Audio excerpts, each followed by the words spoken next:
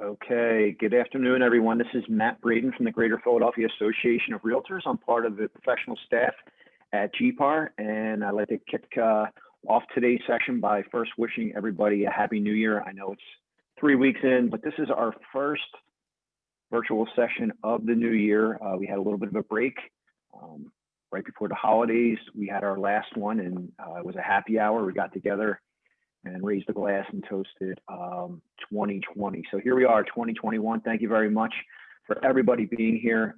Looks like we're gonna have a great turnout, as well as a great workshop planned for you today. But before we get into today's presentation, I want to focus on tomorrow. So what is tomorrow? Besides being Friday, we have another workshop planned for you, and that's the Buyer Agency Contract Workshop. That starts at 9 o'clock in the morning. It lasts about 2 hours, and that course is presented by Trent Pettis. Trent is a great instructor. He's done a boatload of these for us in the past, and we're so lucky to have him.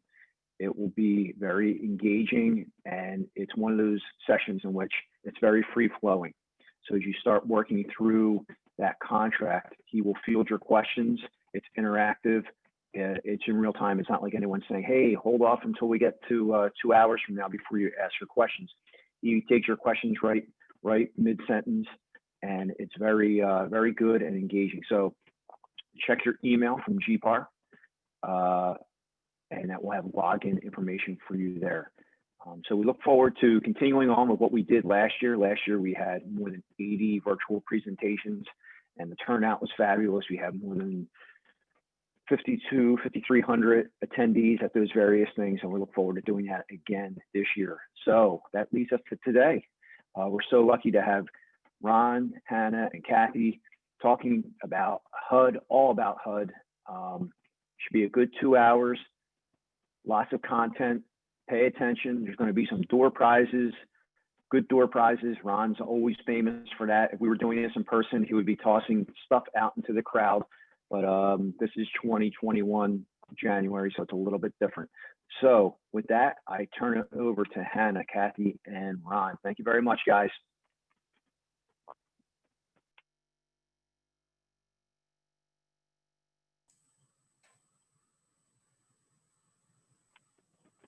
And the mute button is a challenge.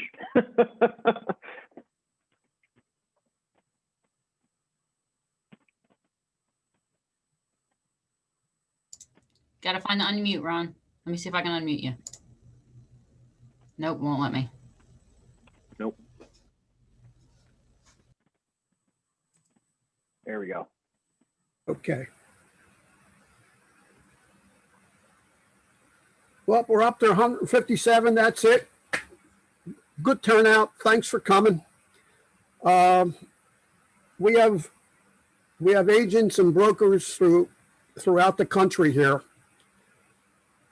The good part about HUD is no matter where you are, the rules are the same, except for one big one. That is the $100 down program. Hannah's going to put a slide up that I'd like you to make a screenshot of, if we can find it.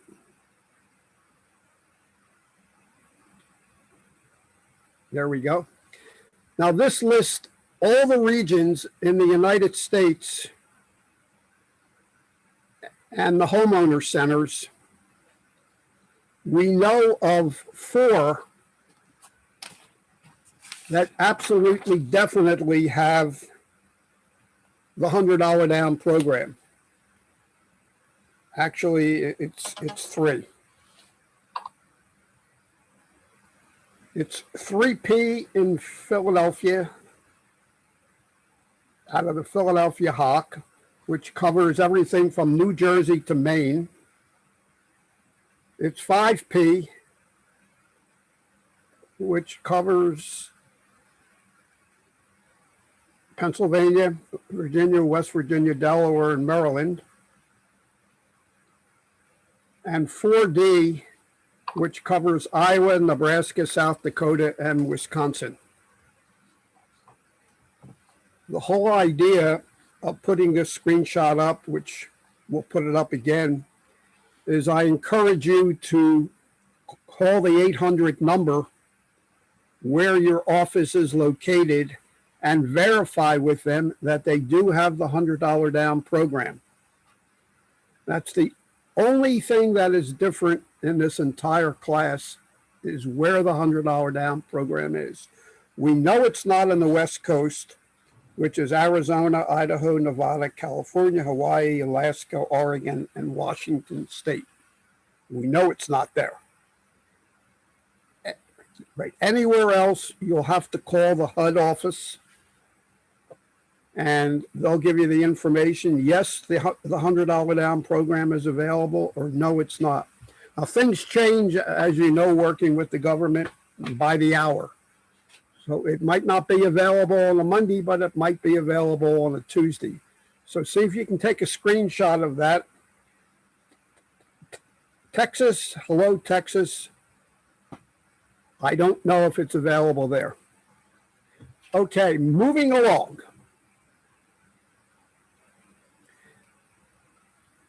There's a lot of folks out there that do not know what a HUD home is. They have no idea.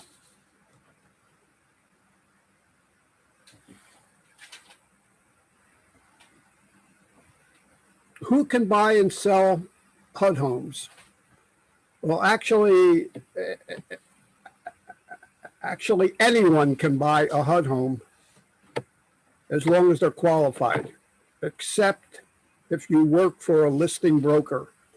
If you work for a HUD listing broker, you cannot purchase a HUD home, nor can anyone in your office purchase a HUD home. HUD properties come on the market that the original mortgage was an FHA loan. They didn't pay, so they didn't stay. The lender forecloses, turns the property over to HUD. The lender gets paid back 100% of what was owed to them.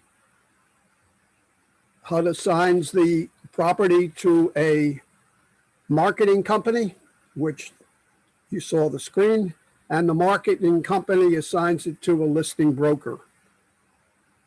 That is a HUD property. Now, the price of the properties, a lot of people have a wrong idea about HUD. They think it's low-cost housing and the properties are just really not great. Well, that is so far from the truth. The listing that we just got a couple days ago in the Elkins Park area, just outside of Philadelphia, was $330,000. That's great. We've had them as high as $500,000 and as low as $20,000. Now, you must either have cash or a pre-approval from a recognized lender. And I keep saying recognized lender. It's very important. These properties are sold as is, and the lender has to be able to do an as-is property.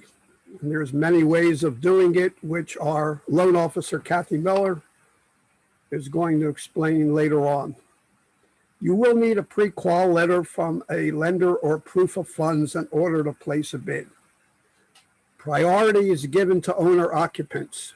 HUD is not in business to increase the investor's portfolio, but they also recognize that there are some properties out there that just are not going to sell within the first 15 days. And as soon as those 15 days are up, the investors get in the game. So priority is given to the owner occupants. This, to Ashley, this is being recorded on YouTube, and Matt will be able to give you the YouTube site of the recording. Now, the benefits of buying a HUD home are really very simple. HUD will pay, and if you ask them, up to 3% of the closing costs. That's for owner occupants only. But keep in mind, it might not be the best thing for your buyer. Because when you place a bid, that 3% will reduce your net to HUD by 3%. So, as an alternative, what we do is we explain this to the buyer and we try to get the buyer to raise their price 3%.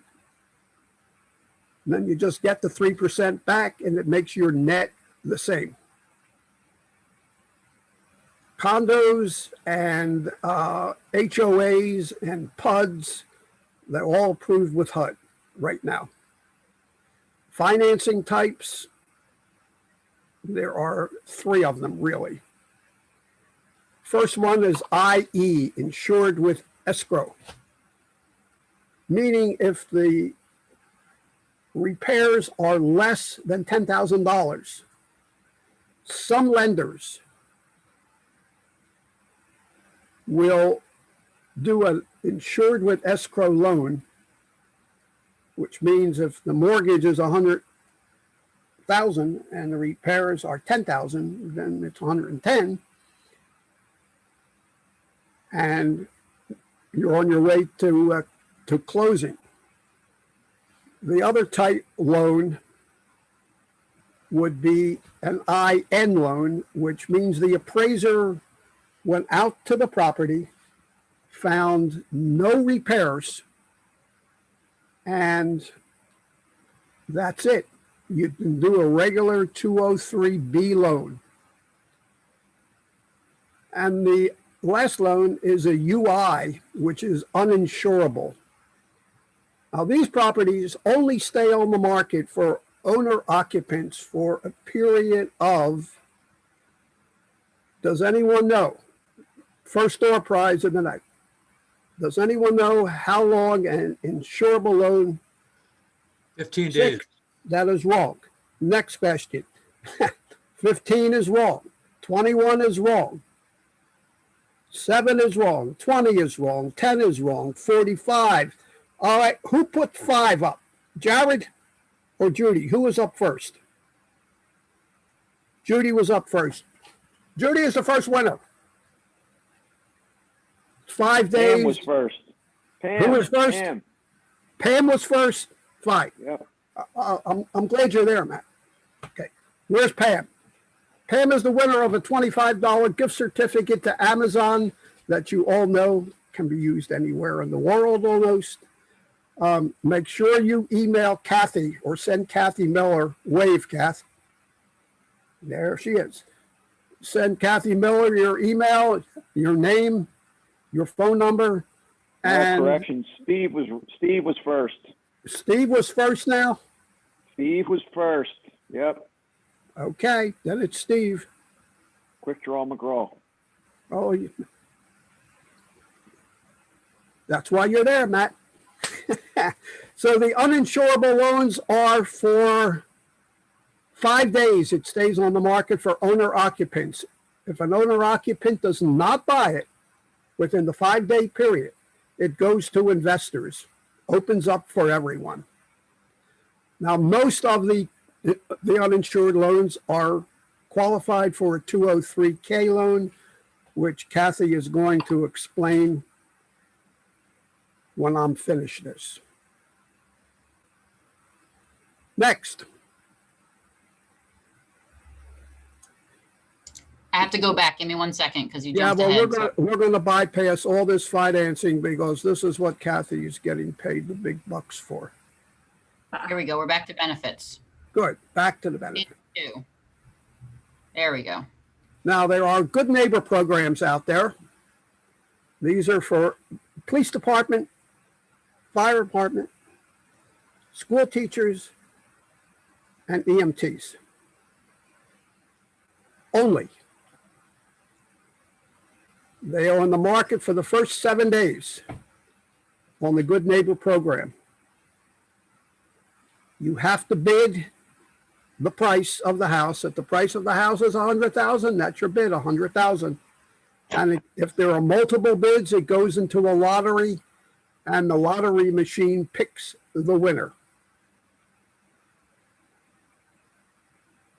Now remember, HUD does not pay a commission on a Good Neighbor program.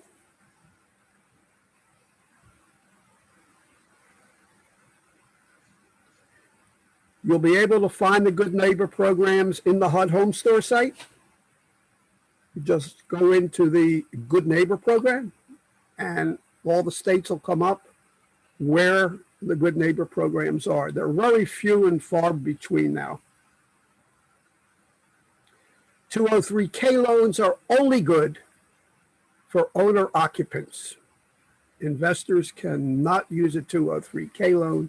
However, Cathy's company, which is AnnieMae Mortgage, they have a new program out there that investors can use a rehab program.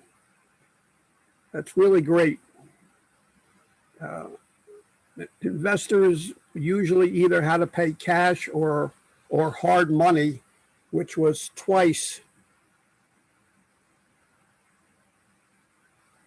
the cost of the interest rate. Yes, you can use a buyer broker agreement on a Good Neighbor program. And I'll just leave it go at that. All bids are sealed. A lot of people think that because we're the listing broker, we know what the bids are. We have no idea. We don't even know how many bids come in. When HUD opens their bids, it's really bottom line that counts. High net bid wins and everyone else loses. You have to register on the HUD Home Store site as a selling agent, and your broker has an NAID number. Next question. I'm going to throw it out, another gift certificate. First one who knows what NAID means. You're on the clock. Name and address ID. Who said that? Mike Potier. Who? Mike Potier. Mike, Yes, sir. you're the winner, 25 bucks. Thank you, sir. Yeah, this is one of the few classes that you'll attend, and we do this when we do it right in person. Probably the only seminars that you've been to, instead of spending money, you get money. So make sure you send Cathy your information, name, email, and phone number, and out it goes. Hey, Ron, it's Matt here. Let's do a little rules here. So for the future, there's 6 more door prizes left.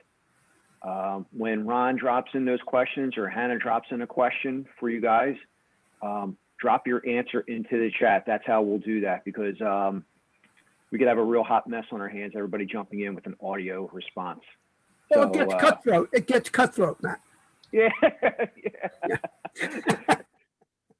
But kudos to Mike, because he was quick on the draw. So Yeah, congratulations. that's right. Mike. And, it's open to challenges, as the first one was. But upon further review, we found out who the winner was. Now, your broker has to be registered in order for the agent to place a bid. I can give you my email, or you can get it right on the www.hudhomestore.com. There is a special link there that you can register online. It's not overnight. It takes between 2 and 3 weeks, and you have to have certain documentation.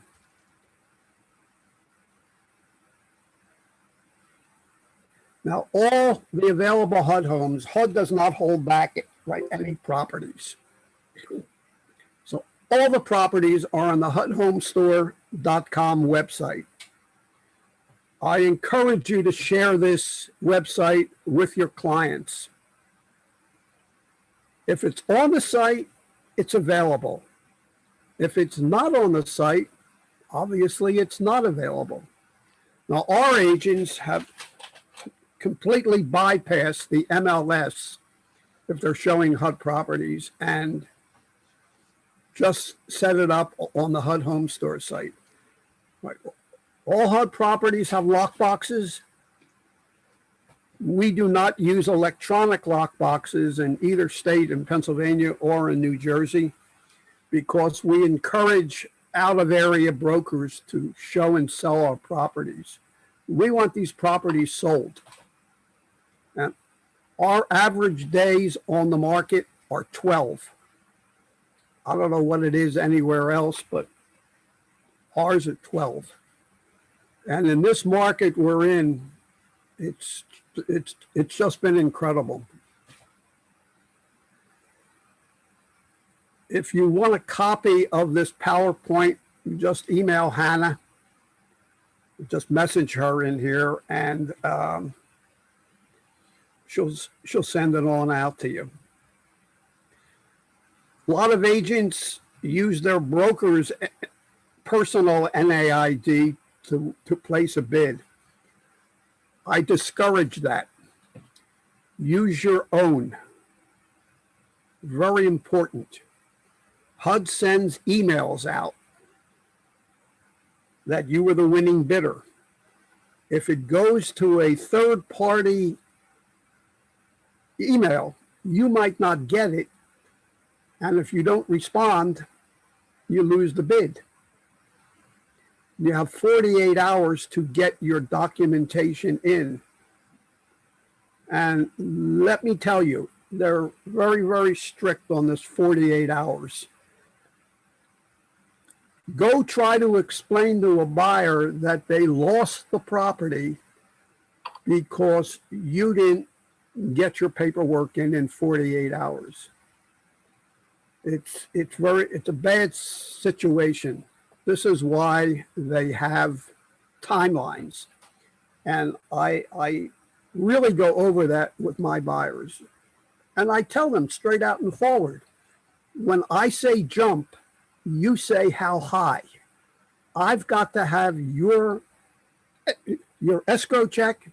I need your proof of funds or a mortgage approval now. Not later, but now. And we've been doing HUD business for 21 years. We were one of the original listing brokers. And I haven't lost a sale yet because our paperwork was in late.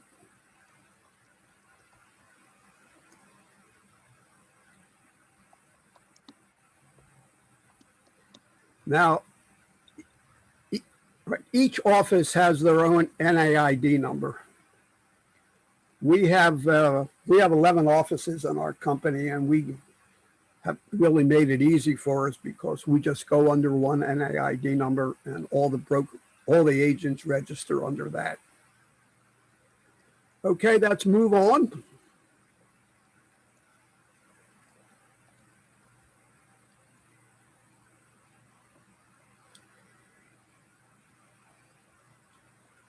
If you've never been on the HUD Home Store site, this is what it looks like. There are a lot of ancillary fake sites out there. If you go into Google or Bing or any of the search engine and you put HUD Homes, you'll get 100 of them. Some of them actually try to charge you to get in. I encourage my buyers to absolutely positively go on this site. It's the only legitimate real-time site. You have to explain what real-time is to a lot of the buyers. They don't know. Real-time means just that. If you see it, it's available. If you don't see it, it's not available.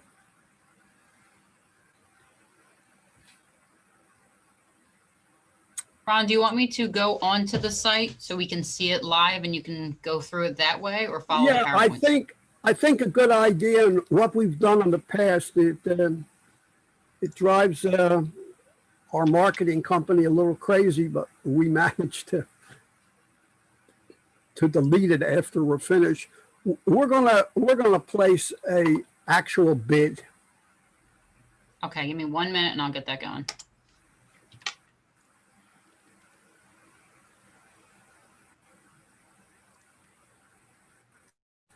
Now, we know that most states, including ours in Pennsylvania and New Jersey, right, our agreement of sale has maybe 700, last time I checked, about 745 lines, and I know everybody reads it. The HUD agreement of sale has 13 questions, and that's it. The screen you see up now is the broker registration, which we're not really going to go over.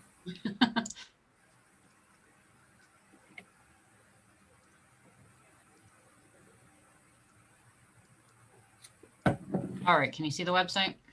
Yeah, but I think I want to place a bid now. Okay. I'm gonna. What state? Yep, definitely. What state? Pennsylvania? I'm sorry. I said, what do you want to bid on? Go on the HUD Home Store site and that's place a bid. Can't you see? No. Okay, hold on.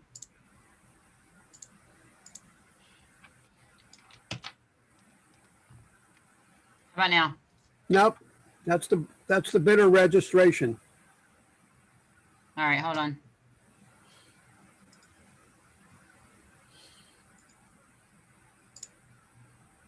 There we go. Okay. Okay. All right, so Let's let's go make sure- home. So everybody let's can see make- home yeah. look like. All right, let's go into New Jersey if there's anything there.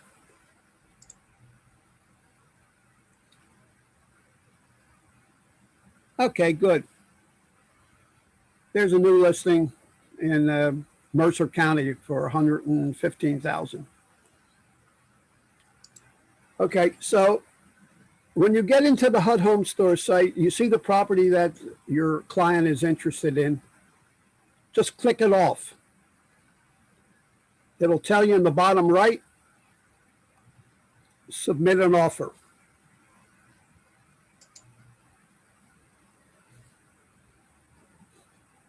Now, I love showing this to my clients because it tells you what the submission time is. Listen, you know, you only have a couple hours before the deadline, or you have 2 days. So you really have to act on this now. This particular property, there's 7 days, 11 hours, and 30 minutes left. So that means you have to get your bid in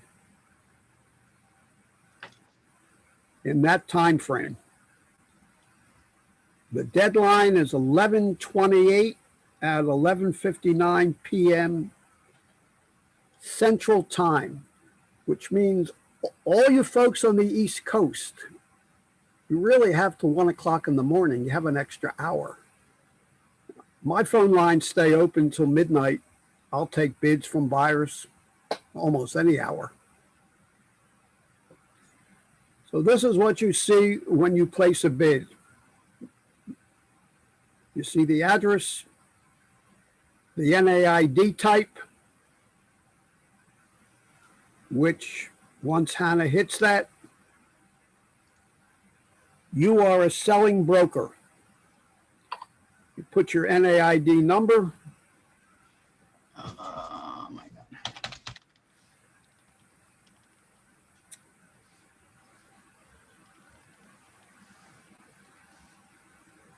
Put your license number.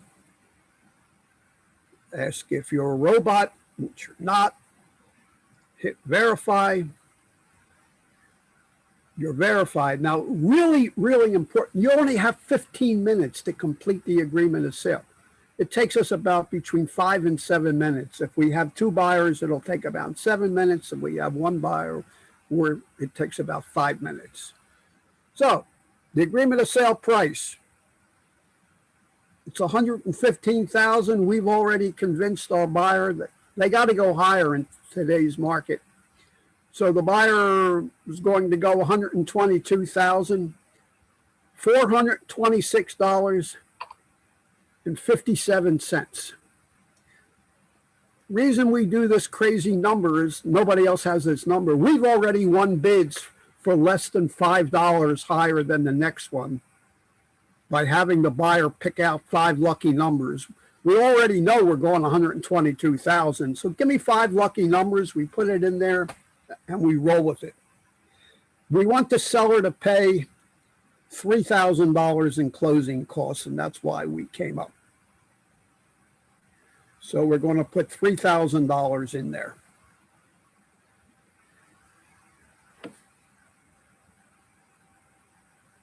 Now, Finance it. The next line is probably the most important as far as we're concerned as agents, because it's how much HUD is going to pay us. And unlike working with the banks and any of you folks that have done that, first thing the bank likes to do is cut your commission. Well, you see it's on there. That is a 3% commission. It is negotiable. If you choose to cut your commission, you go right ahead. That's up to you. Now, the listing broker's commission cannot be played with because we're under a contract. Next line is the net. That is what HUD determines who the winning bidder is going to be. This property has to be an owner occupant because it's already checked owner occupant. Next line, line number 10, is always put may hold the offer as a backup. Now, just in case you lose the bid and somebody bid higher, doesn't mean you're not going to win it. The fallout rate is about 20%. More, a little less, but it's about 20%. If you're backup, good for you. You'll get an email, you just won. Now you got your 48 hours. HUD wants to know if anyone is employed by them, and the answer is no. And HUD wants to know if the selling broker has an ownership interest in the property. If they do, they don't get paid. Put the social security number. Confirm our EIN.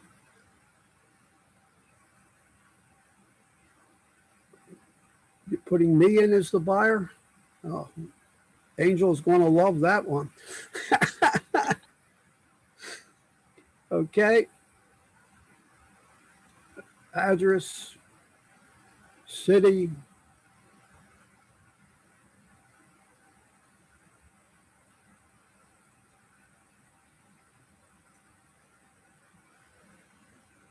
Email, confirm the email, phone number, cell phone. That is it as far as doing your due diligence and putting an agreement of sale bid in. The next section is for closing agents. We'll just put Joy in. If you're dealing with a special closing agent and they're registered, all you have to do is put their name in and it comes up automatically. This is your broker down here. And we're going to forgot something. I'm sorry? We forgot something. That's you never good. told me how to finance. You forgot something. How do we finance? We're going to finance this 203K. Got it.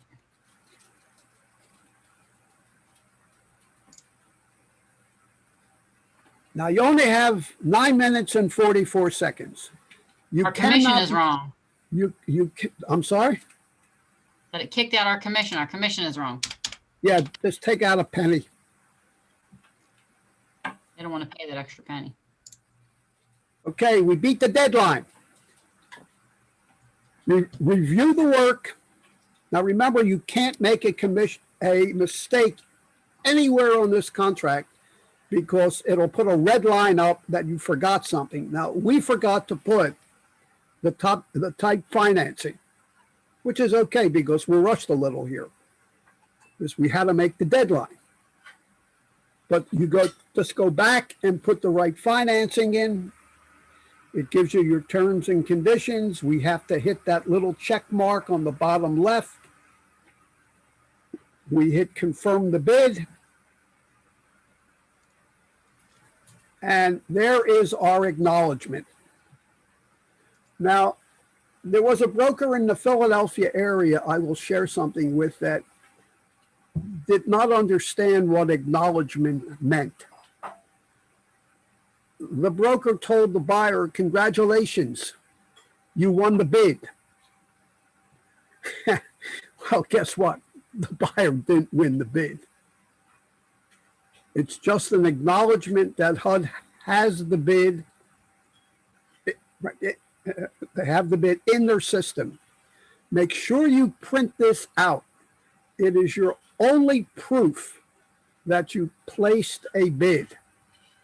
It tells you the confirmation, the system time, exactly when it went in. Print it out. You're going to need it. So for a first time, let's go through and withdraw this bid together so I don't have to do it later and forget about it. Since we're not actually buying this house, we're going to get rid of this bid, okay? Okay. All right, so we have to log in. Well, the buyer just got cold feet. I changed my mind. I don't want to buy the house. I want to buy a different one. So it's going to bring you to this screen. If you have any of this information, you can pull it up. I think Mr. Rudolph should pop right up. All right, and there's all the bids he's placed recently. I'm going to click on the bid. I'm going to go through it to the bottom. I can modify it if I realize I've spelled something wrong, I put the wrong price. I can do any of that before. Yeah, I want to raise the price maybe, so, you know. And if you've canceled, you can withdraw the bid. And that's the end of that. Now we move on. Again, I recommend saving this just in case, because it's not even done yet. You go through the process, check the box. And there's your acknowledgement that you have withdrawn the bid. Okay, here's the next question. How many hours do you have to get your paperwork in?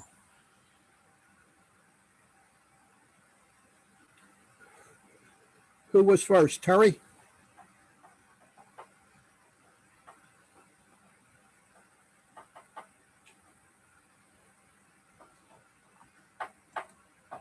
What's the correct answer, Ron? It's 48. I think Terry, let me see who was first here.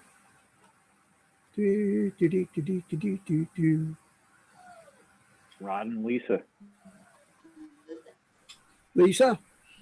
Rod and Lisa. Rod and Lisa, simultaneous.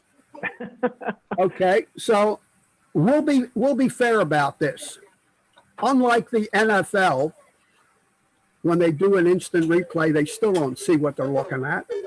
No, Ron, that's the username. The username is Rod and Lisa. Oh, it's a dual username? Yeah. Oh, okay, great. Rod and Lisa win $25, gift certificate from Amazon. When the package comes, I mean, we love getting packages from Amazon. We'll order a tube of toothpaste just to get a package.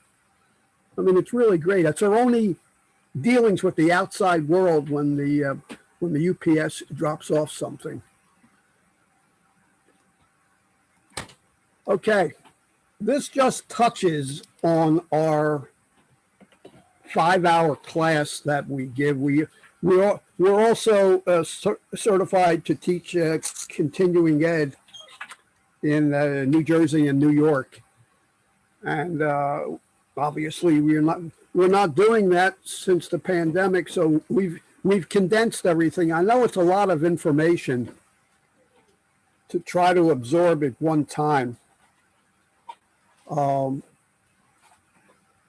My email is always open to you, regardless of what state. If you have a problem, I know we had someone, Lisa in Wisconsin, we were chit-chatting back and forth, and she got a new listing, and it was really a lot of fun. Okay, the question I just have here is, can you use VA financing? The answer is absolutely, positively, unequivocally no. And the reason for it is VA underwriting criteria requires all repairs to be done prior to closing. HUD does not allow any repairs to be done prior to closing. Plus, if you're in $100 down state, the difference between VA and a HUD 203K is $100. But with FHA, you can take all the repairs, add them into the mortgage. With VA, you cannot. All the repairs have to be done prior. So I hope that answers your question there. Now, we're going to move on to my favorite loan, which is an FHA 203K.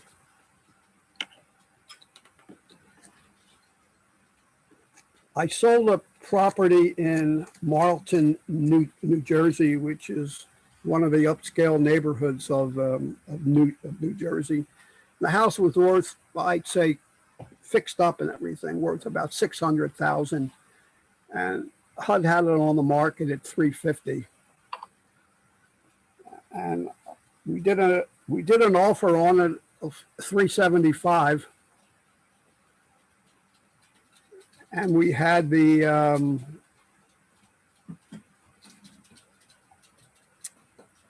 3% seller assist, and the gentleman did a $100 down mortgage on a loan that was close, about $450,000. Now, seriously, where can you buy a house that for $450,000 and put $100 down? It's incredible. Plus the settlement costs.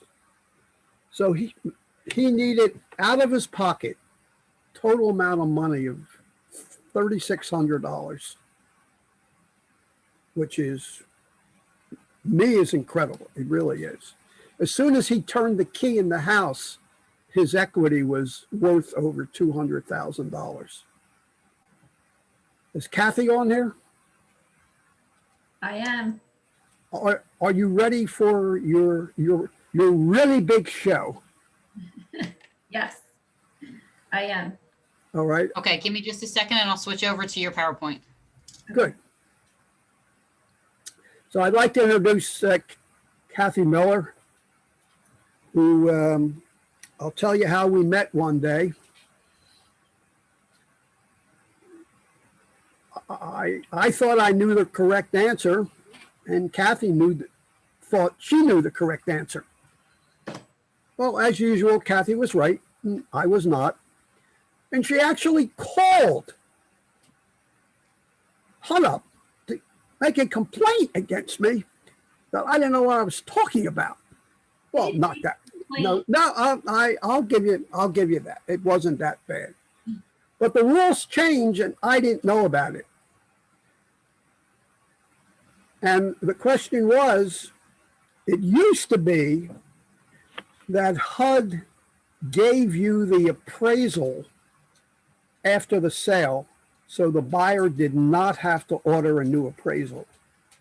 Now, the property appraised for $200,000, but was worth a lot more. And I said, well, you have to pay the difference in cash.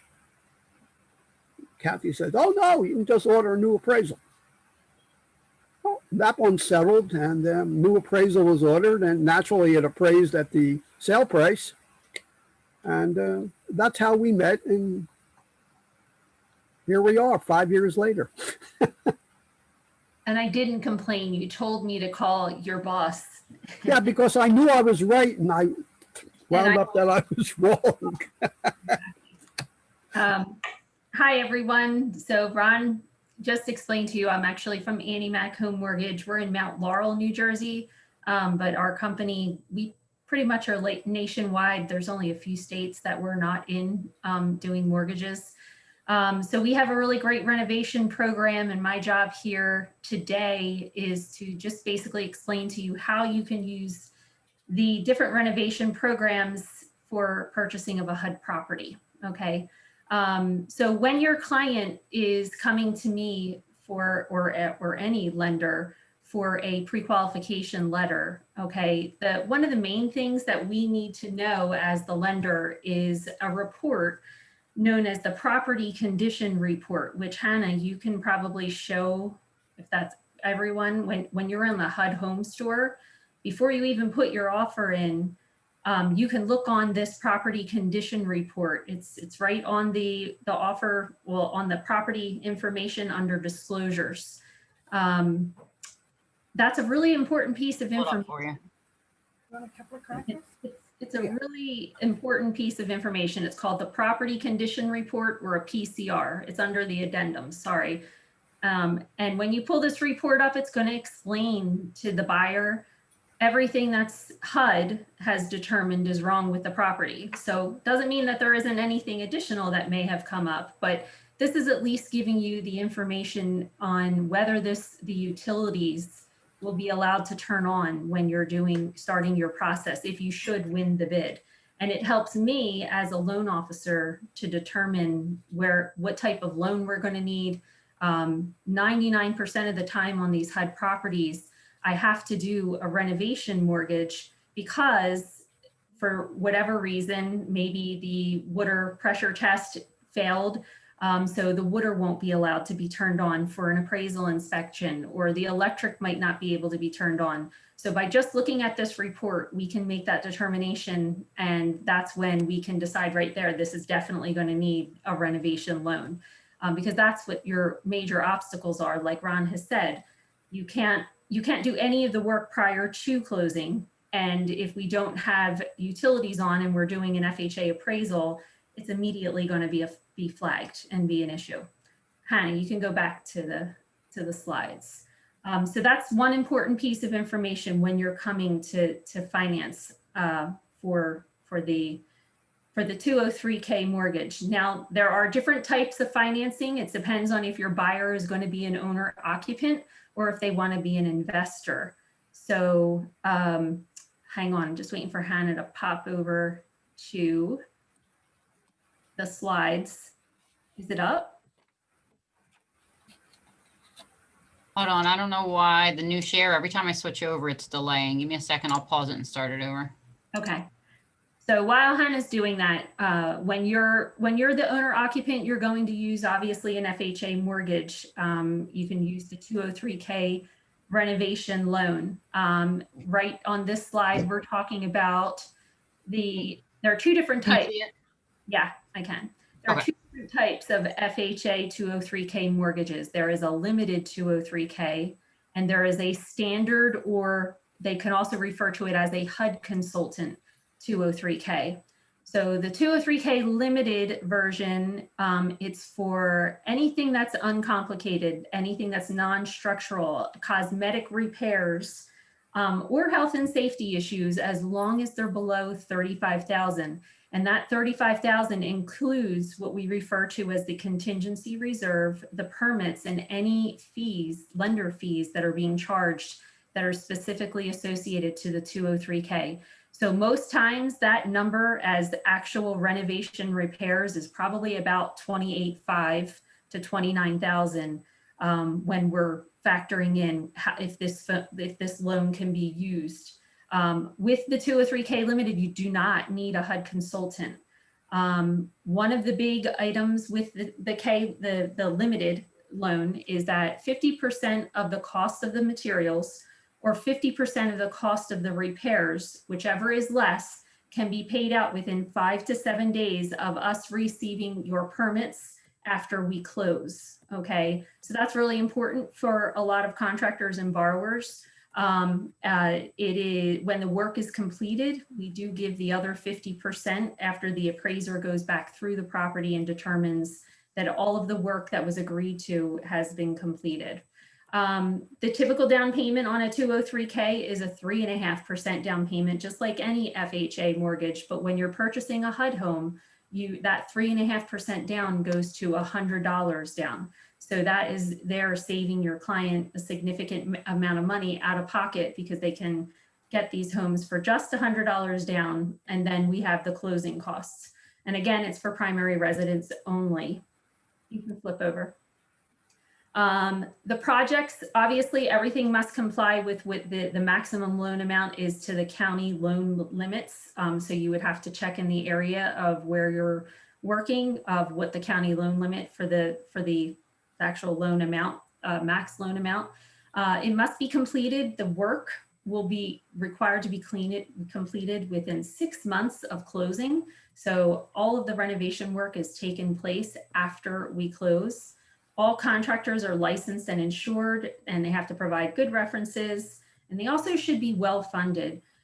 So important when a borrower is determining on a contractor, which contractor to use. It may not always be the guy that's the cheapest price, because when you're doing one of these loans, they may have to carry some of the costs for the renovation piece on their own. And if they're not well established, sometimes that's an issue. And then another problem is we look for them to be able to provide us with the proper documentation. So it's always nice that they have an assistant to help them prepare all of the documents that we as a lender will need. And again, no HUD consultants required on the 203K limited. These are examples of some repairs that can be done on a limited K. It's anything from a roof down to a septic system, windows. You can do cosmetic updates as far as redoing the kitchen. It has to be repairs that are attached to the home. So you can't you can't build a garage, but you can, repair, finish the basement if you would like.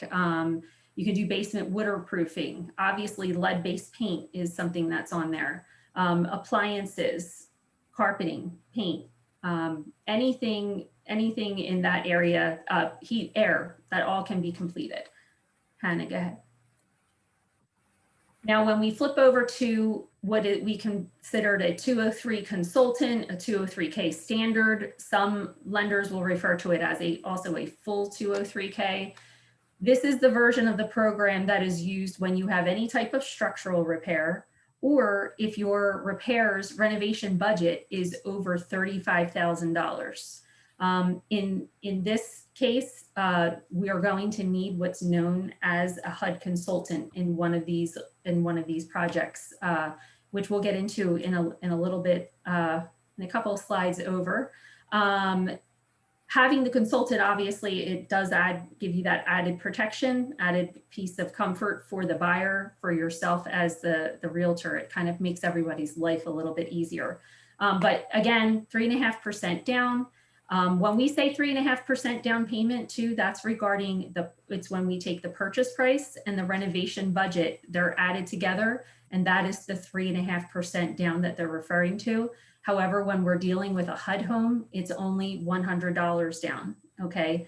Again, primary residence must be completed within 6 months. The contractor has to be licensed, insured, provide good references. All of those guidelines are the same as a limited K with a full K.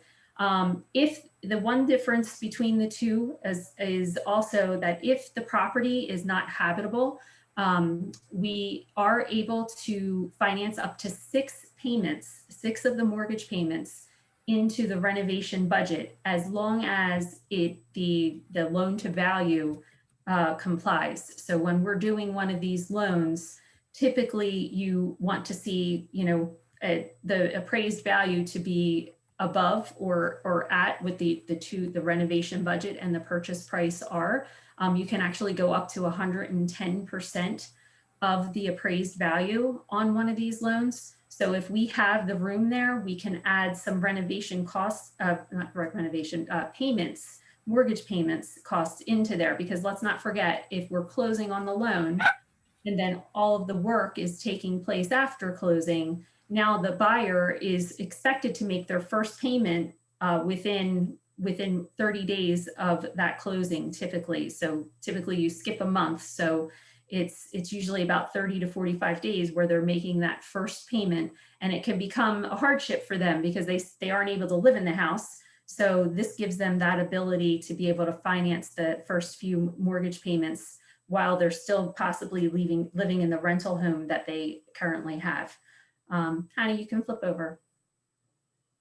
With the 203K standard, the one big change that you can do here is you can add additions, and there's anything that's structural related can be done with one of these mortgages. So foundation repairs, anything that is a permanent part of the real estate is fine. We just won't, again, allow you to build a garage that's a detached garage, but you can add on to the home with a garage. So those would be some examples. All right, so FHA, with these types of loans, you can purchase it obviously as a single family property.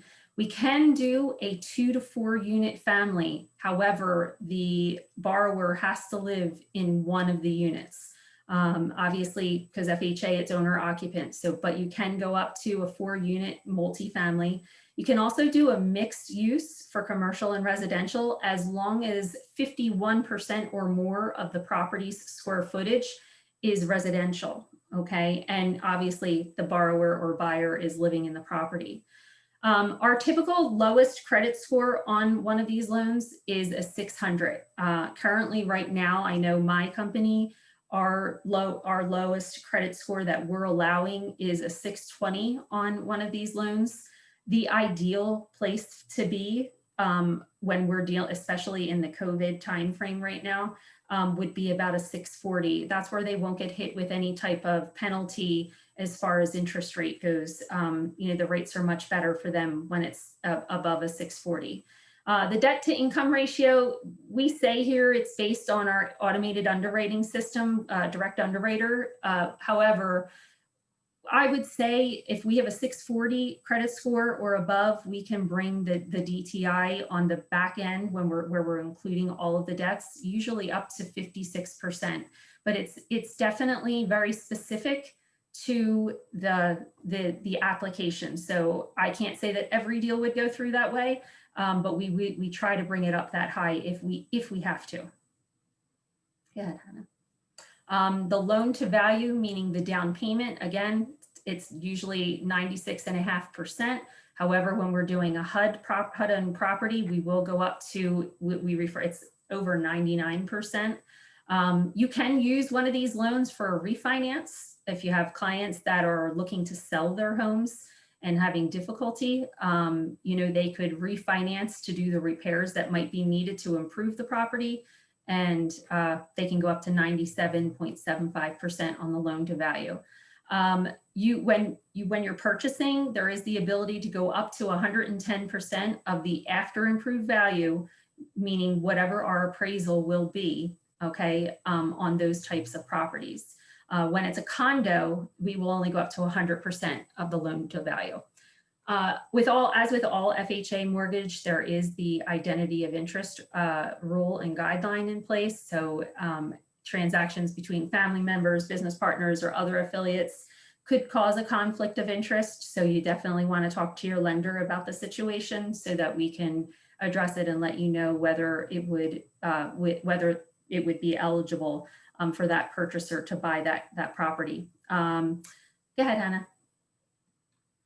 Okay, so the contingency reserve, I had mentioned earlier, when we're talking about the limited 203K, the amount is including that 35,000 is including what we refer to as a contingency reserve and all fees, okay?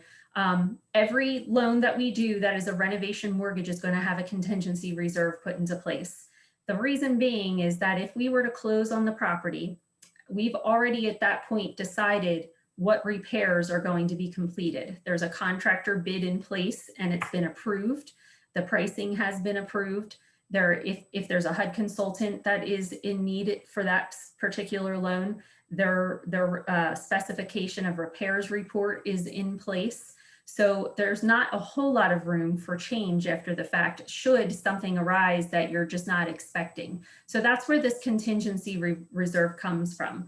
We go up to 20% of the cost of the rehabilitation of the reno budget. Typically, it's about 15% is what the contingency reserve is for a HUD property. And so when I say 15%, it's 15% of the renovation budget. Okay, it's not the whole loan amount, it's of the renovation budget. So if we're doing a $10,000 renovation, there's going to be an additional $1,500 added to that renovation budget, so that if there is a repair that comes up after we close, the funds can be used towards that repair. Okay. The initial way that the funds are allowed to be used is always health and safety issues are going to be taken care of first.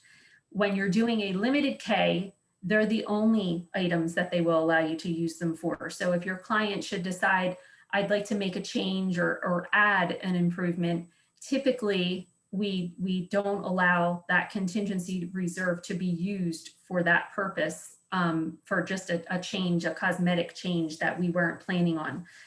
Sometimes it can be worked in. It's really up to the draw administrator that's handling the loan after we close, but it's not something that you as the realtor would be involved in. It's more through the contractor and the borrower and the HUD consultant. They would handle that. So this isn't something that you would have to feel like you have to be involved in. Obviously, what happens with that, it's not used, if there's no need to use the contingency reserve, is it would be applied to the principal balance. Okay, so on a limited K, health and safety issues, and if there's no health or safety issues, we'll move it and put it towards the principal balance. It does not change the monthly mortgage payment. However, on a full K or a HUD consultant K, we actually will allow you to, if we have money left over in the reserve for the contingency reserve, and the client decides they would like to go ahead and, I don't know, add new carpeting in one of the rooms. If there's money there to be used, they will allow it, as long as there's no health or safety issues that need to be addressed. They will allow them to use that money towards a new item, or they would apply it directly to the principal as they do for the limited K. In that case, there would be like a change order request that's put in with the borrower's draw administrator, and they would work that out between the HUD consultant and the draw administrator and the borrower. Again, not something that you have to be involved in because the loan's already closed at that point. You can switch, Hannah. So the contract, obviously the contract is written for the purchase price. We never put an amount in for the renovation budget. So there's no loan amount that is put on these contracts. It's more of a to be determined, because at the time that you're signing the contract, we're not solidified in what the renovation budget is going to be. Costs that are associated with the renovation loans that are additional lender costs. There's always a supplemental origination fee, which is 1.5% of the renovation budget, or $350 or $500, depending on what program we're using, whether it's the full K or the limited 203K. There can be draw inspection fees coming from the HUD consultant. So if the HUD consultant has to go back to the property 3 different times to do an inspection, there will be that draw inspection fee. That is actually a fee that's paid to the consultant. There are title update fees. Every time there's a draw done on the property, we always have a title update that's needed to be done to update the loan amount. The HUD consultant fee is a fee that the borrower pays actually upfront at the time that they meet with the consultant prior to even closing. And what ends up happening is all of these fees are not fees that the borrower has to take out of pocket. They're actually fees that we can roll into the mortgage for them. So when we close, if that HUD consultant fee, if the borrower would like that fee back, they can take that fee back. Okay, we will actually pay it back to them with their first draw. Okay, Hannah, you can cross over. Going over the consultant, Ron swears that every deal should have a HUD consultant. I kind of agree with him. Again, they're not necessary on the limited K, but they're the advocate for the client. They're the eyes and ears for us as the lender. They're going to write up what we refer to as a specification of repairs. They're going to handle any draw inspections, the final inspections, if there's any change orders. It's really just, again, an in-between for the borrower, the contractor, and, you know, kind of keeping everyone at peace. Go ahead, Hannah.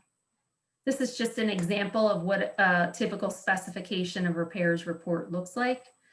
You can go over.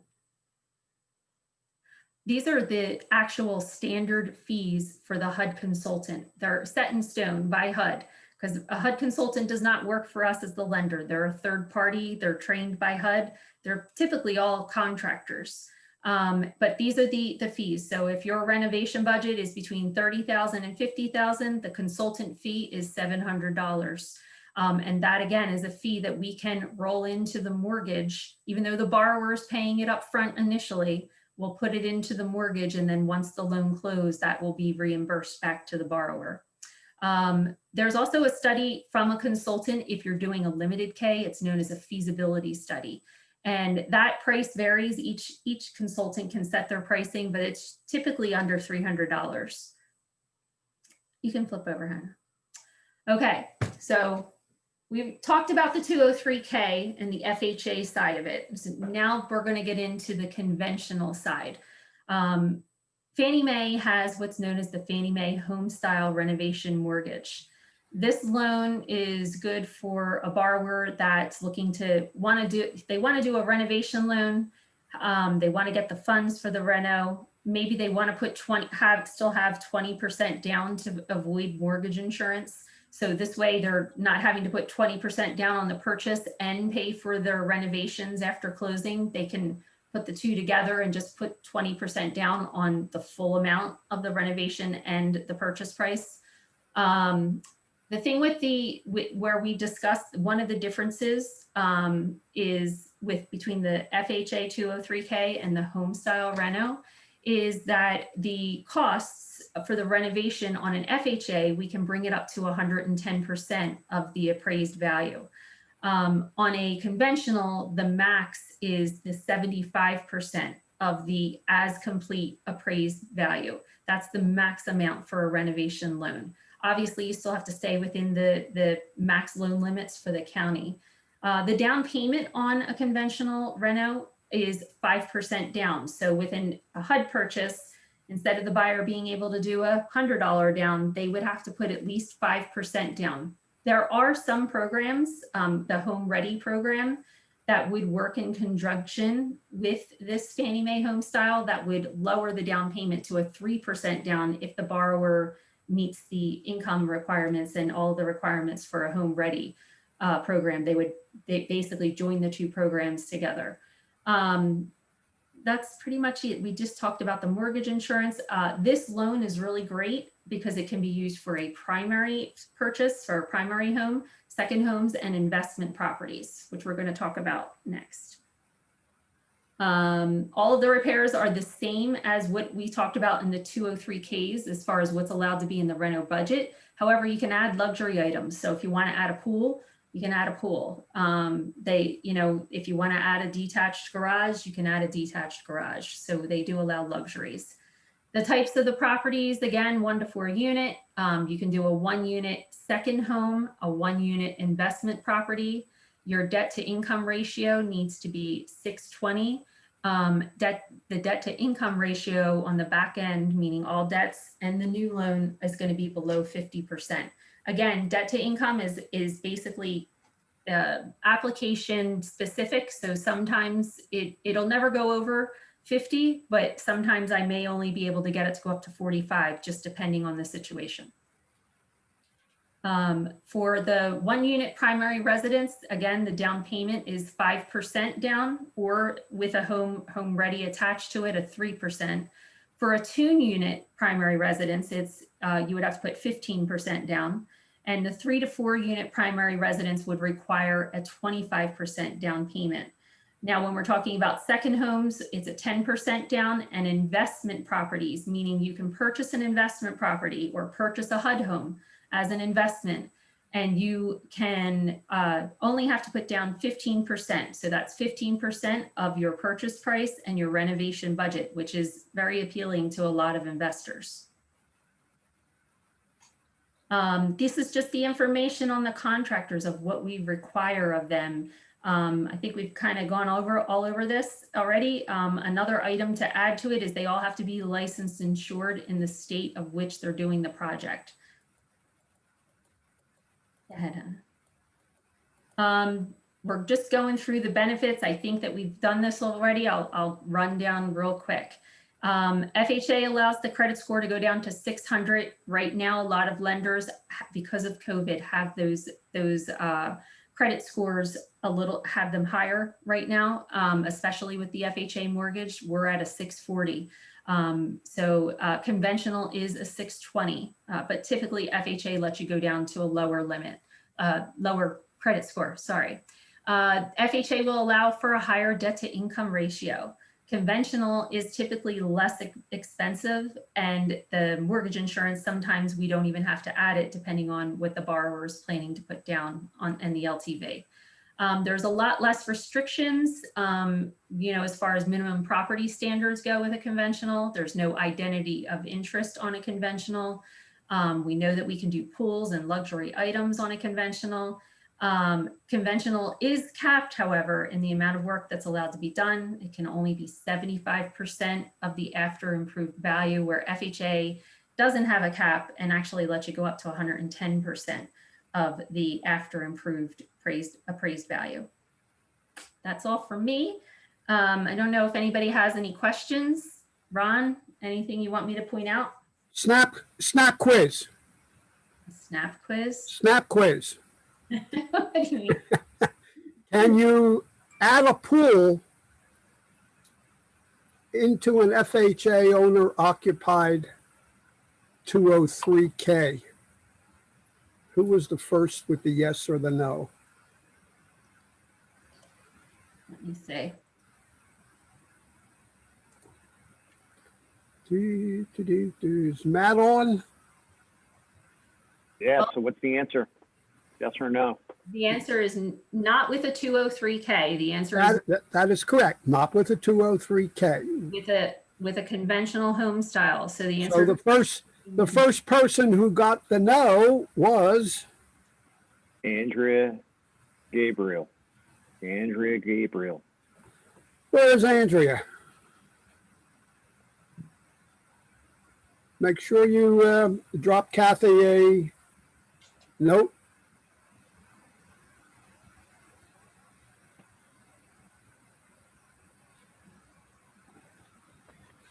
Yes, I'd like you to bring something up, Cathy, if you could. Which, I mean, I've been in this business for 41 years, and I had no idea that mortgage companies had fraud departments doing Yeah. Welcome to the doing originations. Yeah. So it's not they're not basically on every mortgage that is done, a lender pulls what's known as a fraud report. And the fraud report actually gets a score based on the information that was put into the application. So that fraud report is going to pull up, in every application, the borrower is asked declaration questions. Specifically, what I know Ron's referring to is the declaration question of, for instance, have you had a foreclosure in the past 7 years? And if you answer that question as a no, and the fraud report pulls up that you did in fact have that, it gives us an alert. So it's letting us know if you already have, like if there's another FHA financed mortgage, that sometimes they don't show up on the credit report. Not often, but there are the occasion where that can happen. So these fraud reports, they let us know everything they go through. And I believe every lender is required to pull them. Don't know that 100% answer that. That's why I'm saying I believe. I don't think we're the only people who do that. But yeah, the fraud report does, you know, it tries to avoid mortgage fraud where the borrower is concerned. I mean, it will run reports on the borrower's employer to make sure that the employer is a legitimate employer. It's basically just things that were put in place after the mortgage collapse and the real estate collapse, you know, to try and protect everybody from having failed mortgages. Ron. Yeah, well, that was an interesting explanation. I guess. So I just wanted to answer some of the questions that I have in here in the box, if that's okay, Ron. Do we have enough time? Oh, yeah. Okay. When you say, Karen, you asked if since COVID has come on the scene, have the guidelines changed on credit scores for FHA loans? My answer to you is FHA has not changed their guidelines. The lenders have changed the guidelines to protect themselves, and they're allowed to do that. It's called a lender overlay. As long as it's going across the board for every borrower that we're working on, we're allowed to make changes. So a lot of lenders during the time of COVID had issues because when the government put into place that there was allowed to be the 90-day forbearance, you know, that if you needed that assistance because you didn't have, you know, maybe you lost your job because of COVID, whatever the reason was, we ran into issues where the loans that we were originating on new purchases, they were actually, there were borrowers who basically had lost their jobs and we didn't know, or they took we were doing a refinance and when they went in to do after we closed on them, basically, they took the 90-day forbearance, okay, like immediately after closing. So it caused like a major problem because FHA, we're a direct lender. So, and we underwrite our own FHA mortgages. So we don't have to get FHA's approval.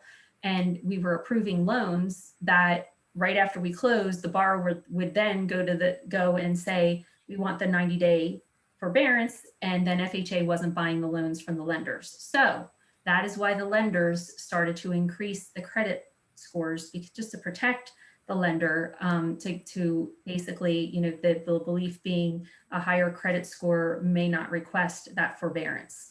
A higher credit score is less likely to go into foreclosure. So that's what we're looking at, only because so many people have lost their jobs in the middle of the process or right after we close their loans. So that's why. So the honest answer is, you know, FHA has not changed their guidelines. It's that each lender is allowed to make those changes. Oh, that's true.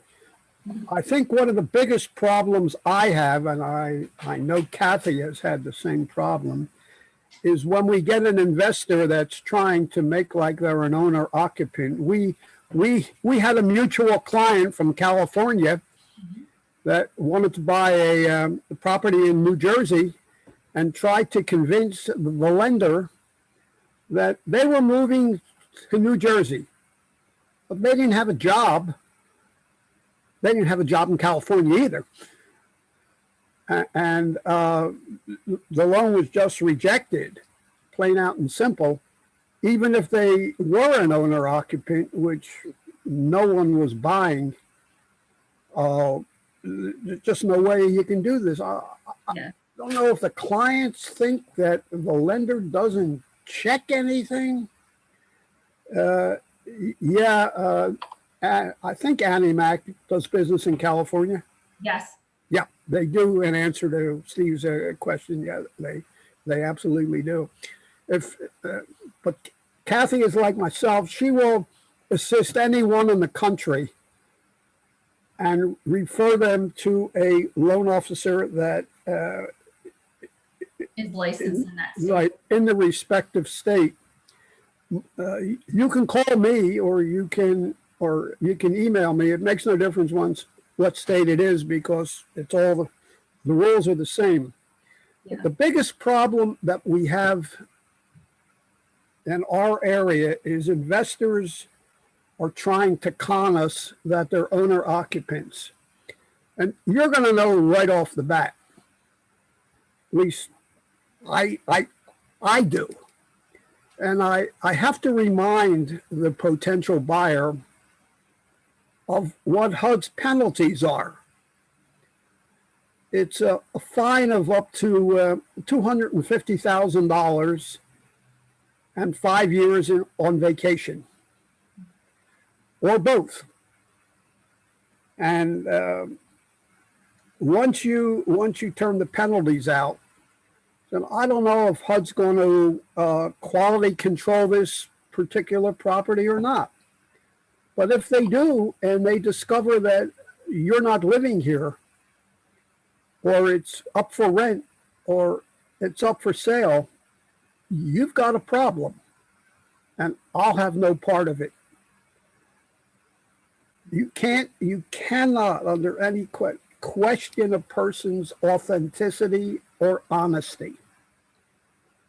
But if they're moving, they claim to be moving from a $500,000 house into a $30,000 house, ain't going to happen. Now, they possibly are buying that house for a relative, and that's fine. They can do that. But the relative has to be the primary buyer, with the person looking to buy the house as a secondary buyer for financing purposes only. Now, some lenders will allow the two people to be on the deed. Some lenders will not. Yeah. Cathy, do you want to expound on that? Yeah, we'll allow if it's a husband and wife, and just maybe say just the husband is going on the loan application, but the wife they both are on the purchase agreement. We will allow the wife to go on title, and not be financed. So they'll actually go on to the mortgage, but they won't go on to the mortgage note, is what'll end up happening. So the husband's financially responsible for the property, but they both are listed as owners of the property. So that is allowed. And as far as the co-signer, I know Russell had asked this question, can you use a mortgage co-signer if the primary buyer does not meet some of the criteria? So it would depend on what criteria is not met. If it's income criteria, no problem. Even if it's employment criteria, like, they don't meet the criteria. They have a job, but they've only worked 6 months, and or there's gaps of employment. If it's a credit score issue, the credit score immediately disqualifies a buyer. So if they don't meet the credit score requirement, they cannot be on the application.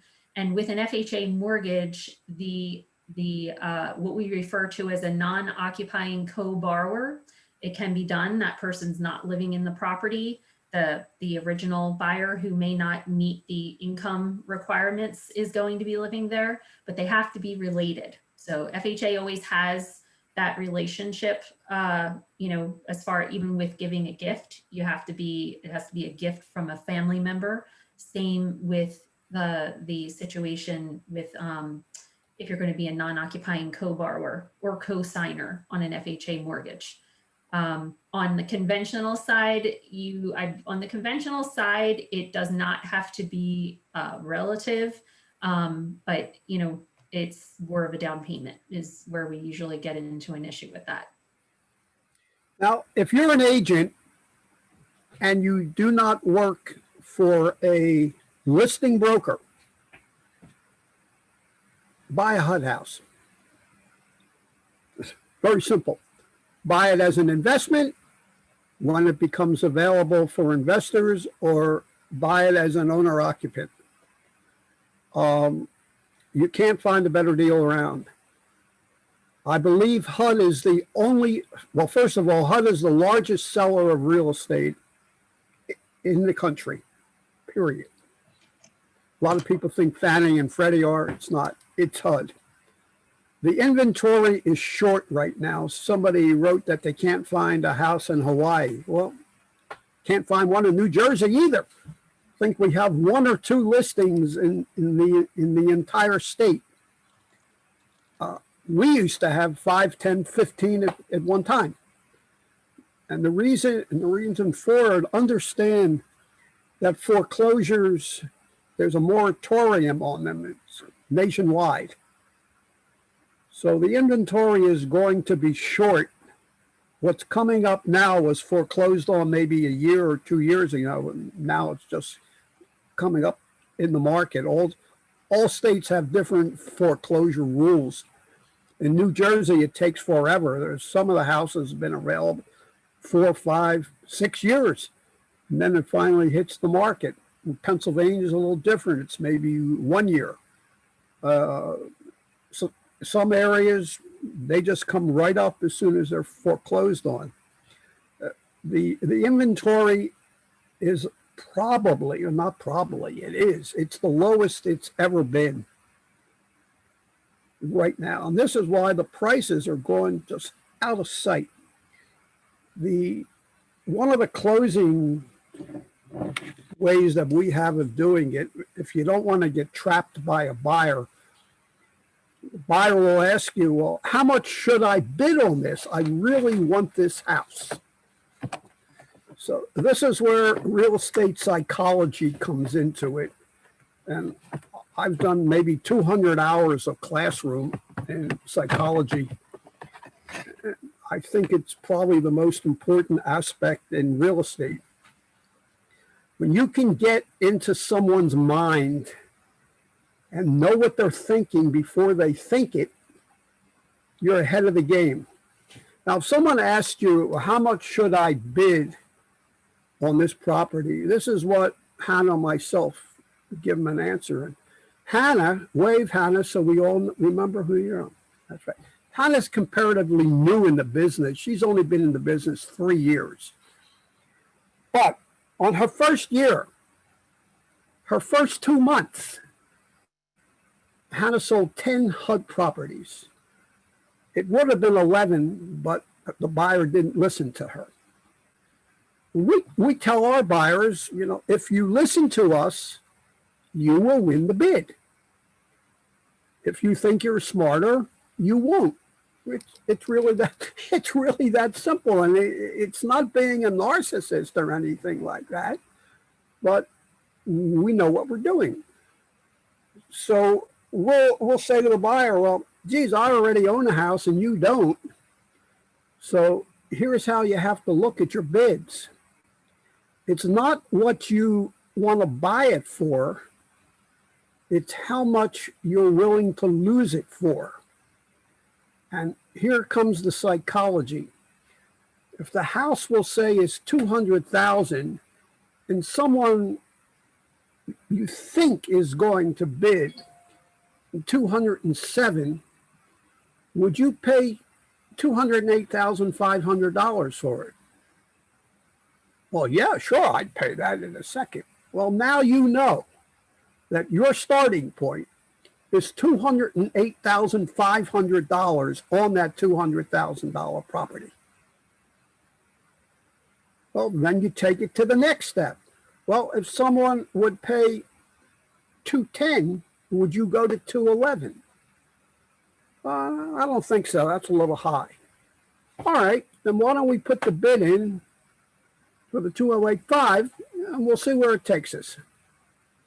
And that's how we sell houses here. I've never really sold a house. Buyer has to want to buy it. High pressure turns me off. My goodness, you even try to buy a car online now and they drive you crazy. 100 emails, 100 phone calls. Everybody drives. I won't do it anymore.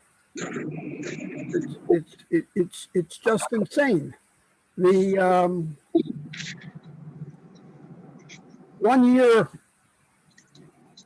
I won the Top Agent in the United States Award when I was younger a little bit. And we closed on 2,157 HUD houses in 1 year. I know it's an obnoxious number, but it's a fact. National Association of Realtors gave out the award. We accepted it graciously. And the next year we won again. We closed over 1,900 houses. And now this is not a team. This is just me and one assistant.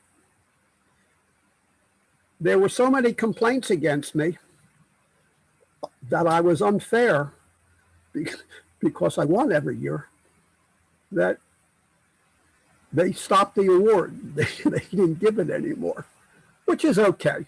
It's no big deal. It's just another trophy or a plaque that you have on your wall. But I've been in the business for 41 years. Just this past year in New Jersey, we won the Top Agent in Pennsylvania and the Certificate of Excellence in New Jersey, which is nice, and the top 1% agent in the United States. And I'm not smarter than, geez, anyone else. I'm a little older probably than anyone on the class today. I just hit 81 and I'm still working an 8-day week. Cathy laughs. Oh, I want to be like you when I'm that old. Yeah, sure you do. No one wants to be that way. Those of you that are professional realtors, you know it's in your blood. What else, really, seriously, what else could we possibly do to earn the money that we make? I mean, work is when a fella outside is climbing a telephone pole in the middle of a blizzard trying to hook up the electrical wires. That's work. We show houses, we sell houses, we have fun, and we go to the next day. So we're going to open this up and take some questions. You can direct them to Matt, who is Matt. Are you on? Yes, Well, I am, Ron. He's there. Now, Matt is the CEO of the Greater Philadelphia Association of Realtors. And what I was asked by BLB Resources and a couple of other people is how to set up these Zoom classes. You have to work, you have to set them up. A lot of work goes into it. We're part of the Century 21 franchise, and they sent out, actually we sent it out through their website, 50,000 invitations. Now, the most we had on here was 225 people, which I think is great. That's a great turnout.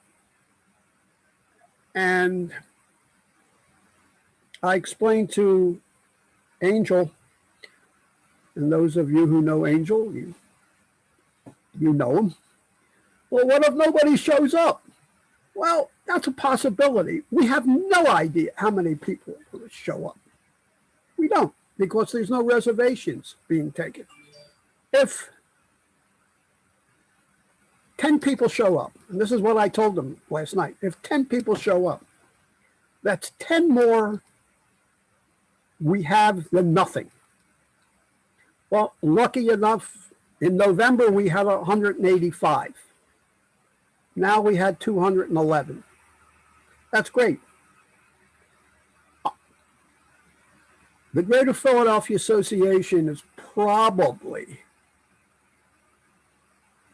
the most aggressive, progressive real estate association in the country. And I would encourage you, if you're a listing broker, I would encourage you to contact your association and try to set up a Zoom class. I had one agent call me that they approached their association to try to do a national Zoom class, and that just blew their mind away. We can't do that. That's way, way too much work. Well, it really isn't. All you have to do is contact your association, tell them you were on our class, and maybe do a local one just to start off with. This is the only national Zoom class on HUD that there's ever been, except for the one we tried in November, and that was just really a joke. Let's go national. Why do it local? Matt thought about that for a little bit, and yeah, national, why not? We'll go all over the country. And it just worked out. So if you have, thank you for all the nice thingies. Is it a benefit to use an FHA loan when buying an FHA HUD house? The answer is yes, it is a benefit. In the states that have the $100 down program, one of my best closes, all-time best closes, is listen, you can buy this house, and if you're in a $100 down program, it's even better, but if you're not, it's okay. You can buy this house for $100 down, or if you're not in that case, 3.5% down. Keep your down payment and get the house at the same time. So now you bought a house, you still have your money. Now, if you're going to do a 203K, which is even better, as soon as you turn that key and get in the front door and you're ready to move in, you've got thousands of dollars in equity. Now, I'm going to whisper this one because Cathy doesn't even want to hear it, but I'm going to share it with you anyway. You take a 203K, you buy it for $200,000, you put 50 into it, you've got $250,000 mortgage. The house is now worth $375,000. So you've made a few dollars in equity. You wait 6 months. You call your loan officer back and you say, hey, I think I want to refinance. Whoa. Okay. You refinance, they come out and they do an appraisal. Now the house is worth $400,000. You do an 80% LTV.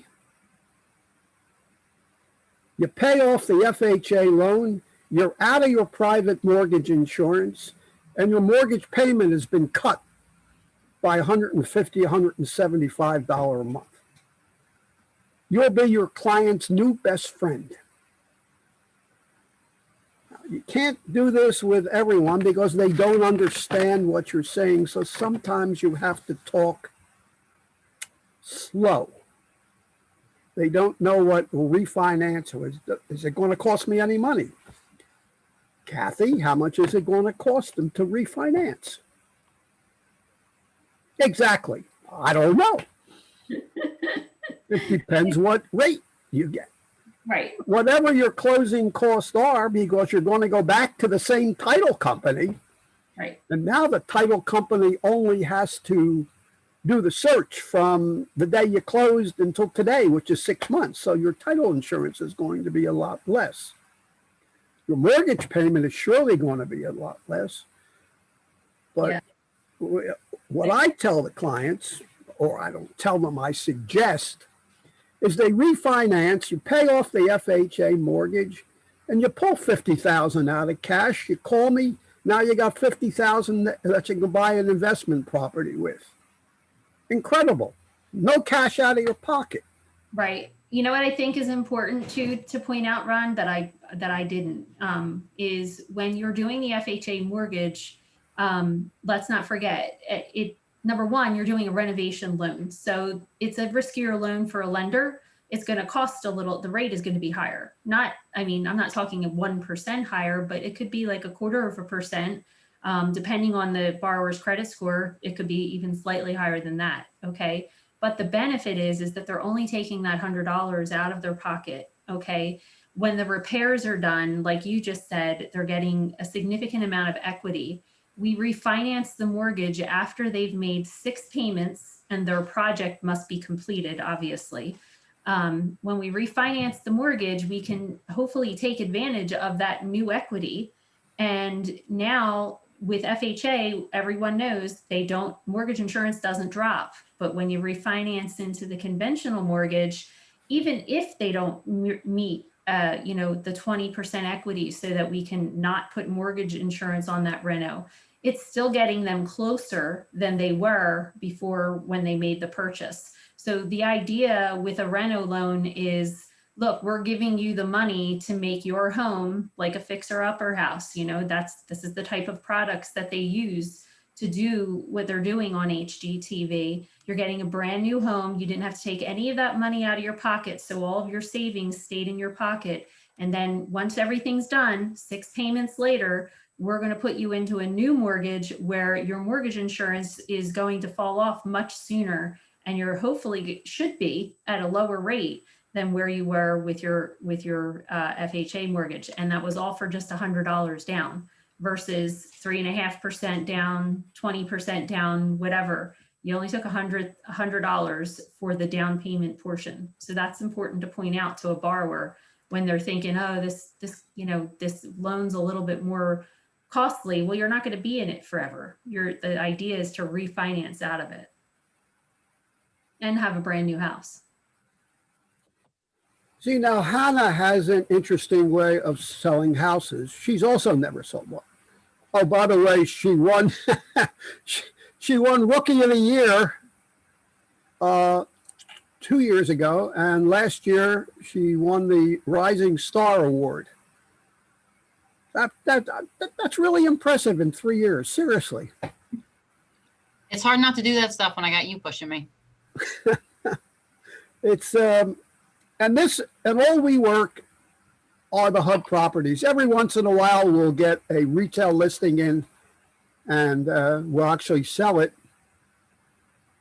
We used to do open houses twice a week, pre-pandemic, and last year in actually it would be 2019, we sold 18 HUD open houses. Yeah, the $100 down is for HUD Homes only their inventory, and keep in mind it's not in every state. So check in that list of states of whether that state does the $100 down program. But look, it's 3.5% down if they don't have the $100 down. So there's ways of doing it. If you're doing a retail sale and a retail listing, everything we spoke about today with financing is available to you except the $100 down program. So there should be no reason why you lose a sale because of the atrocious condition that the house is in. As long as you understand the 203K can be used, and we use it on retail listings. It does not have to be a HUD house.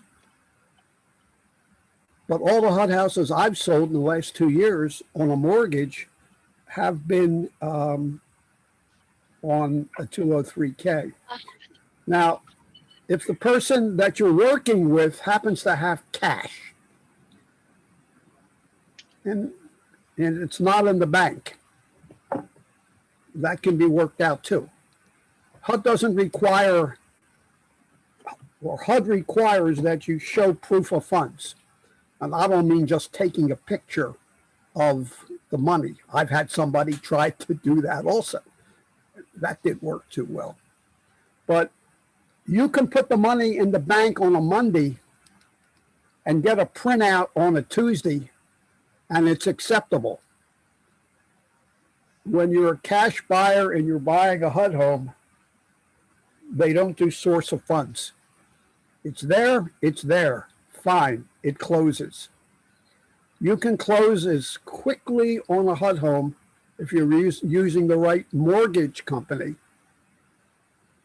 You can close, and we've closed them in 20 days. If they're a cash buyer and the title company knows what they're doing. If the title company has never done a HUD home, try to find one that has. It's totally different than a retail sale. Totally different. Cathy has pulled her hair out of her head on many transactions that the title company just had not a clue what they are doing. None, zero. I just put my email in the chat line. Cathy has her cell phone and her email. Yeah. Hana, I think, put her email in. So if you want a copy, oh, okay, you want to talk about cash buyers. You're a new agent. You retired from healthcare and still don't have a home of your own. What state are you in? Brady Lane.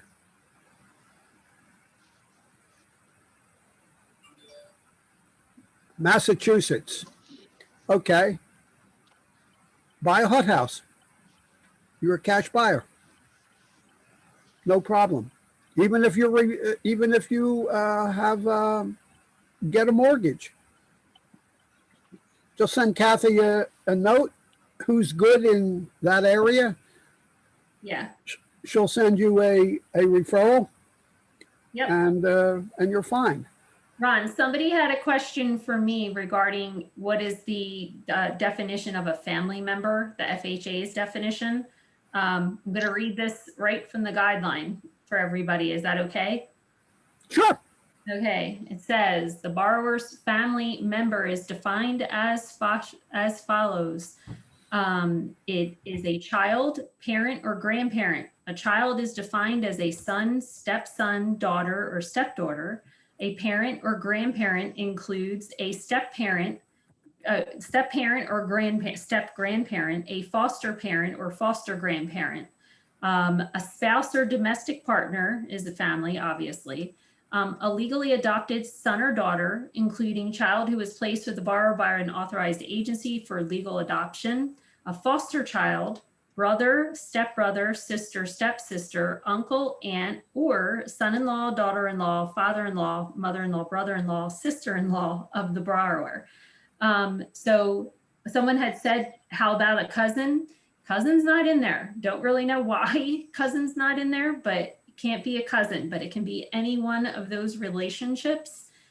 You can find that information if you just Google FHA's definition of a family member or FHA guidelines for gift donors. That'll come up and you'll be able to find that, but it's pretty much anyone but a cousin. Fiance, I've had many struggles with trying to prove a fiance. I've had it go as far as where we want to see that there's a joint bank account, that the fiance that they're living together, basically the driver's license are the same address, the bank account, they're both listed on that bank account, or a bank account. Also, I've had them even request, one underwriter requested like the invitation for the wedding, the receipt for the ring, things like that. So fiance even gets difficult, but any of the other relationships is acceptable as a family member. That's right. I've had at least 6 clients in the last year that had a family member, daughter or son, that they had to get rid of. They just had to get them out of the house. And they had money. But the family member, the daughter or the son, had no job, no source of income, no money in the bank, but mom and dad were to the point where they just had to get them out. Well, that's an easy transaction, no problem. We just put the son or the daughter as the primary buyer. We put mom or dad or both as the secondary buyer for purposes of financing only, and we sold another house. And that's a real owner occupant because the son was going to live in the house. but they surely couldn't qualify for a mortgage, and Dad was willing to pop open his IRA and pull the money out just to get them out of the house. So just because you think it's not going to fly, it is. You'll make the sale if you structure it correctly and legally. The rules are very simple. You follow the rules, you play the game by the rules, and you'll win. If you try to reverse it and put Dad in there as the primary buyer, you can't do that. Dad is not the primary buyer. Dad would be an investor.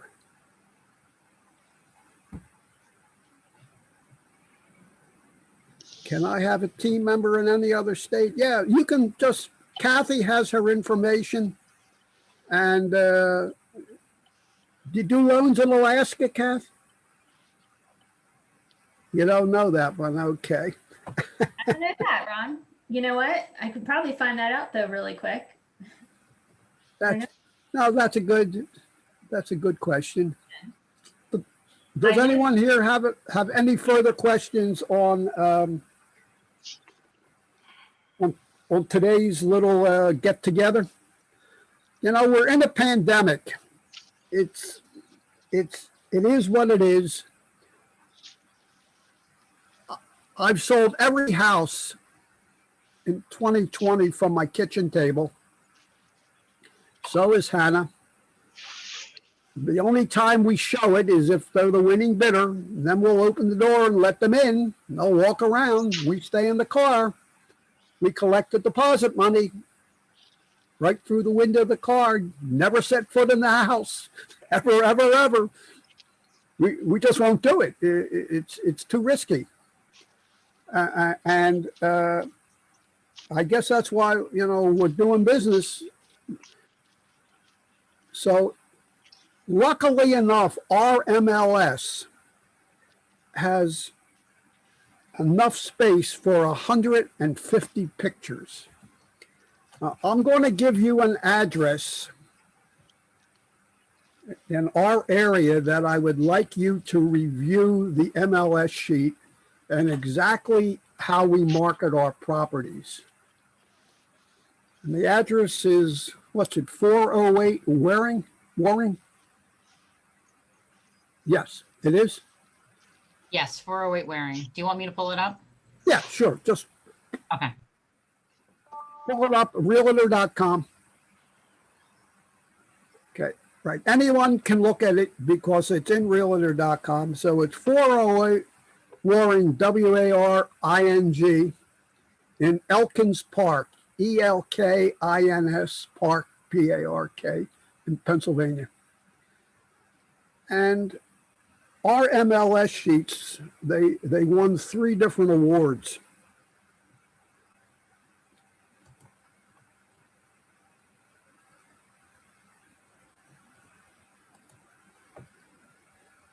I mean, we tell the whole story. We tell absolutely everything about this house. 6 bedrooms, 3.5 bathrooms, 3-story house, almost 3,000 square feet. We put the financing in there, whatever about that house. There's never a question. We tell everything about it. And this is why co-ops love working with us, because we're 100% transparent.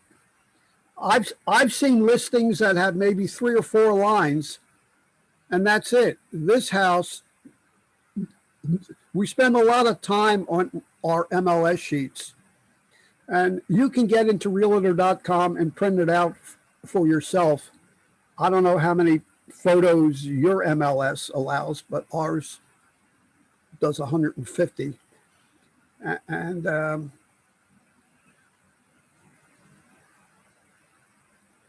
we found, I went to a class many years ago. It was an advertising class, and the speaker was talking about automobiles. And you can go in any car dealer, and they have 100 pictures of this one car, each wheel, each spoke, everything on that car. Well, if they're selling a car with 100 pictures, why can't we do it with a house? So we took advantage of it. And the fact is, the more pictures you put in an MLS sheet, the longer the person stays on that particular site. And you really want to wear them out because they're going to check the, and there's a lot of redundancy in our photos. We'll take a picture of the living room 5 different ways. It looks like 5 different pictures, and it is 5 different pictures, but it's still a living room. Hana does most of the photography, and you just try to put the house in its best. Now look at the sky. It's beautiful. Only in Pennsylvania can you get a sky like that. Are there any more questions that we have before we, yeah, it is a nice house, Gene. Oh, Matt, are you still there? Yes, I am. Could you share the YouTube link, or don't you have that yet? There it is right there. Put it in there again. There we go. So folks, that's the link to the channel. And if you subscribe, as soon as we post this video up, you will get that. And it should be up within the next day or so, just to give us a little bit of time. Matt, yeah. Does anyone have any more questions? You can just open up your microphone and just ask away.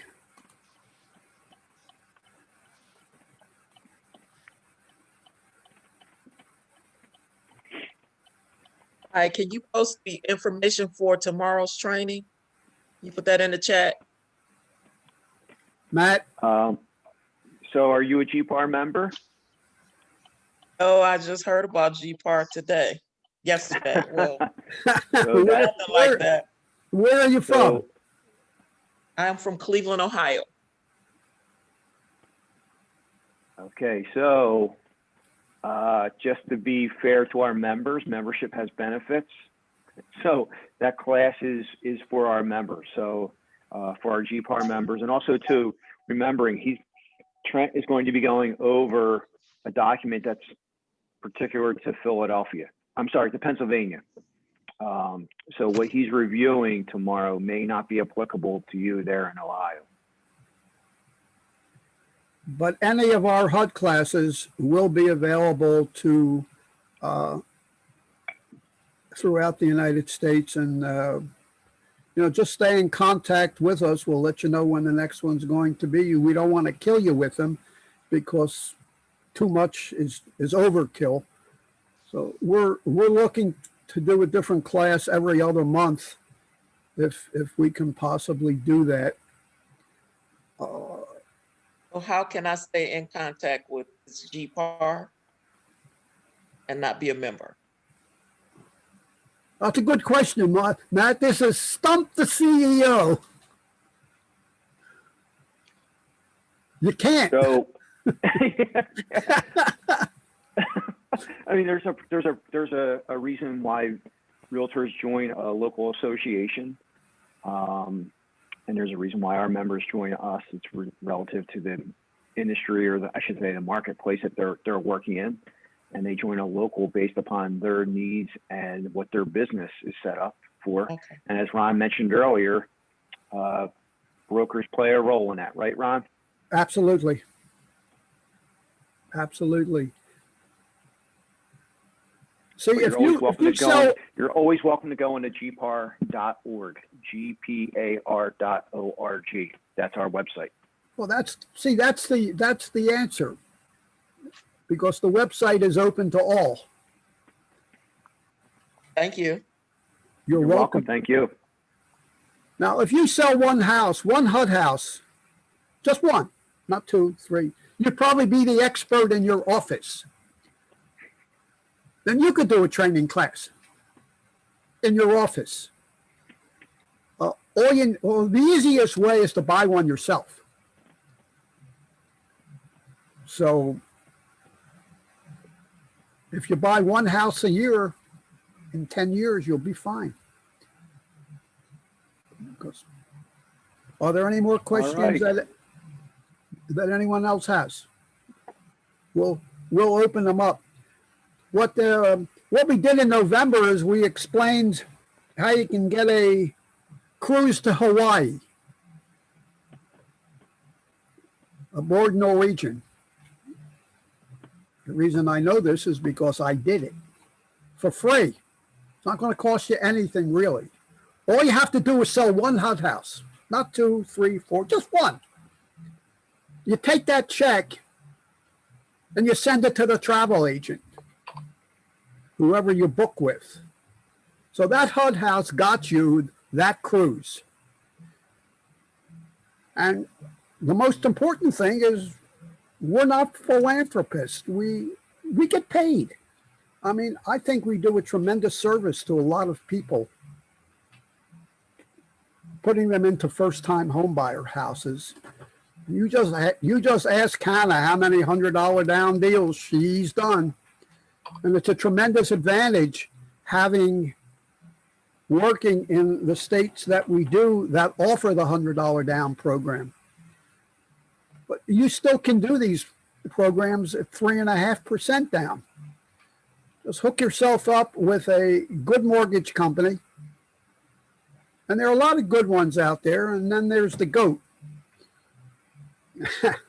And my success numbers with AnnieMae, not that I'm pushing them any because I'm not, is 100% for 5 years. That's not bad. Yes, the $100 down program is available in New York. Absolutely, positively. 3P is New York and New Jersey are the same, Sandy. So is there a minimum commission? Well, HUD pays in Pennsylvania, actually in New York and Pennsylvania, and it's a 3% commission. But in some houses in Pennsylvania, it's a $1,200 minimum, which is fine. You don't get many of them. Is the 100 down program available in Hawaii? I don't think so, but you can call the marketing company that was up on the screen before and just call them and maybe I can even save you the problem. Is the $100 program Hawaii? The answer is no. I just checked on the sheet. So that we know. And we are not licensed in Hawaii and Alaska. AnnieMae is not licensed there. Yeah, it's not available. It's not available in Alaska either. Mm-hmm. Remember, there's houses in the Caribbean that HUD does mortgages on. It'd be tough to buy without going there, but it's done. Any other questions? And we'll just about wrap it up. Matt, thanks for the use of your program. We appreciate it. All right. Well, we thank you, Ron and Hannah and Cathy. Great turnout today. Tremendous amount of people getting in here. And we look forward to doing this again, right? Absolutely. Thank In a you. few months' time, sounds like. All right, guys. Yeah, we're gonna stay on for about 5 more minutes because there's some questions coming in that Okay. that will What I'm going to we'll do is answer everyone's question. I'm going to stop the recording now, okay? Yeah, you can kill the recording, and that's fine. But we will answer anyone's question, Hannah or Cathy or myself. And when we're done, I'll just hit it, kill, and